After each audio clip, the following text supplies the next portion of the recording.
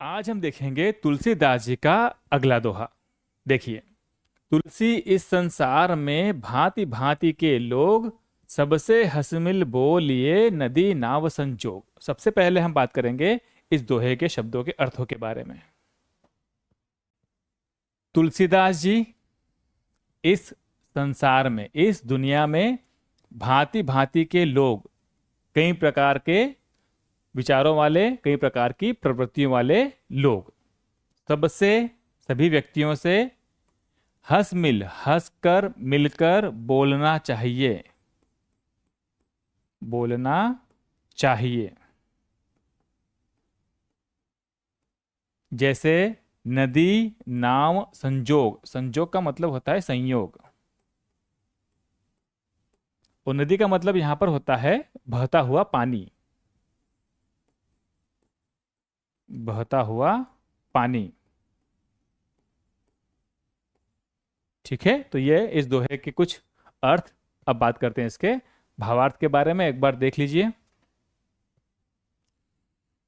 देखिए, तुलसीदास जी इस दोहे में कहते हैं कि इस संसार में कई प्रकार के विचारों और प्रवृत्तियों वाले लोग रहते हैं, और उन सब से हमें हंस मिलकर बोलना चाहिए, जिस तरह से नदी और नाव का संयोग होता है।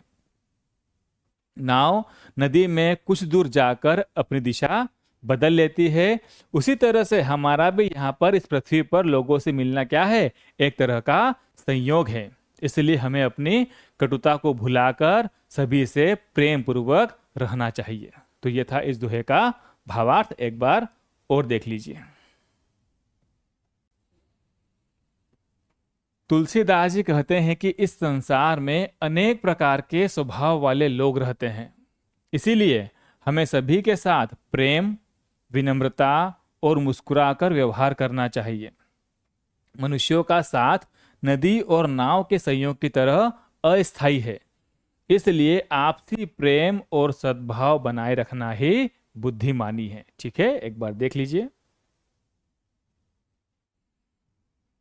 देखिए, इस प्रसिद्ध दोहे के माध्यम से तुलसीदास जी हमें यह समझाना चाहते हैं कि यह संसार बहुत बड़ा है और यहाँ अलग अलग स्वभाव, विचार और व्यवहार वाले लोग रहते हैं।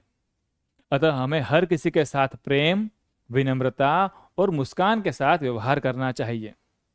कवि ने जीवन की तुलना नदी और मनुष्य की तुलना नाव से की है।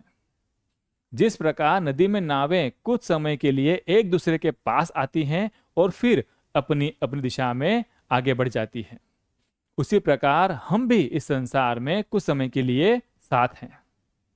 इसलिए व्यर्थ के द्वेष या कठोरता रखने के बजाय हमें मिलजुल कर रहना ही बुद्धिमानी है।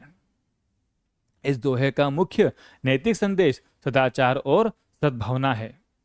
यह हमें सिखाता है कि मधुर वाणी और विनम्र स्वभाव ही वे गुण हैं जिनसे हम जीवन की छोटी यात्रा को सुखद बना सकते हैं और दूसरों के दिलों में जगह बना सकते हैं।